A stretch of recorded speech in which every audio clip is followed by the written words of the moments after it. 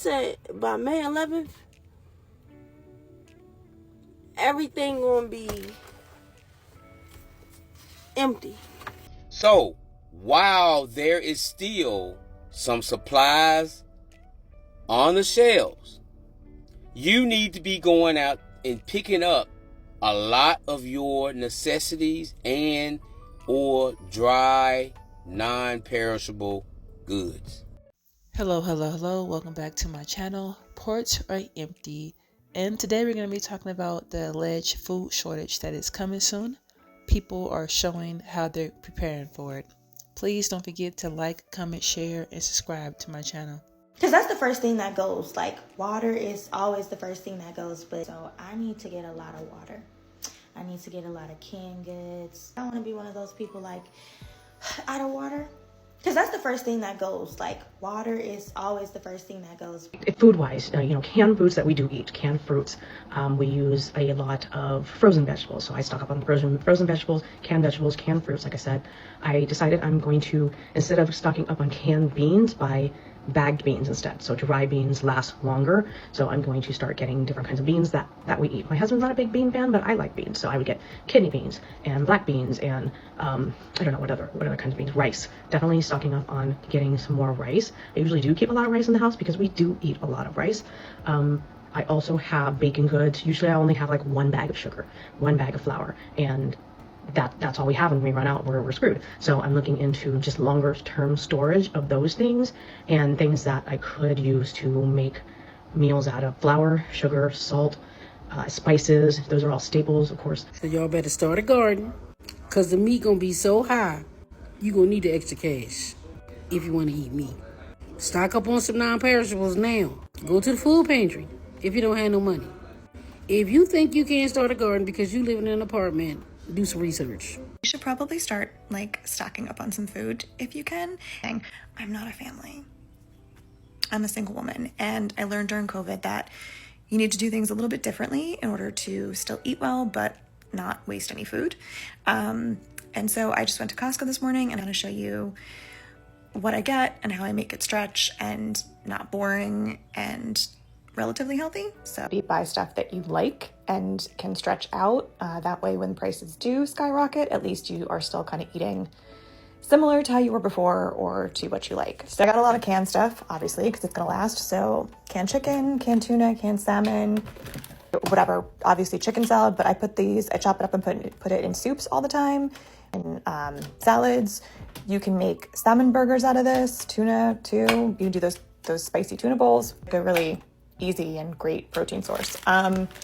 Pasta sauce, I just happen to really love this one. I was buying stuff that will make other things, so there's no reason for me to buy like a carton of it, but this stuff is really great if you're gonna make a soup, right? Or stretch out a pasta sauce or baking. It's good to have shelf stable stuff.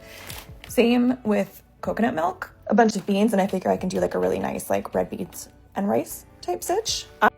I put together this rack. So before, this was kind of like an empty space and there was a little hanging thing there.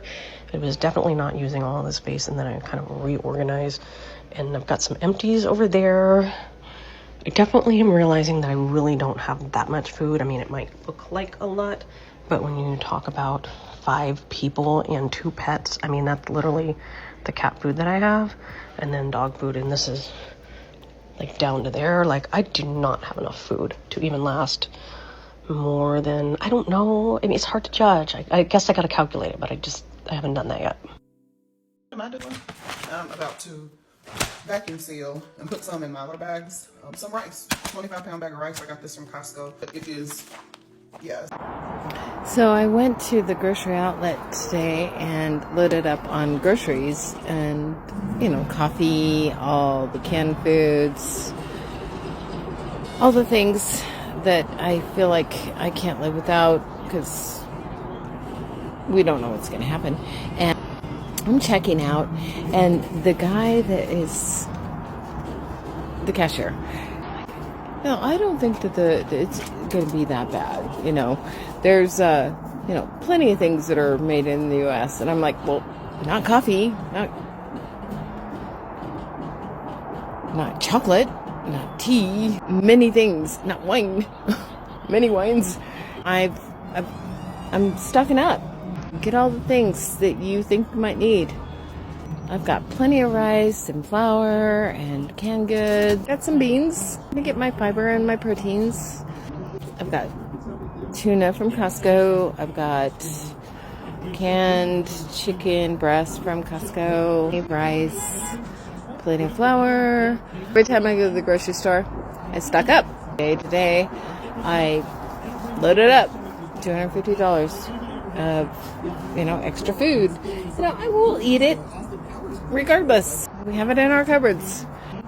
Get what you think you might need, because we don't know. Now y'all see they've been trying to lock up food, wrap the food up. So listen, if y'all think it's a game, when that top shelf, see that top shelf? When that top shelf starts to be bare, that's how you know they don't have a lot of overhead.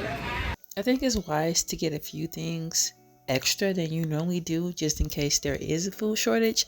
But honestly, I did go into a few Walmarts in the areas where I live, and I really didn't see any signs of a shortage. But logically speaking, if nothing is coming in, then in time it could happen.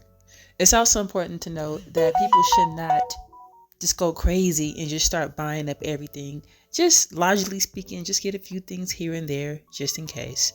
Thanks for watching this video. Have an amazing day.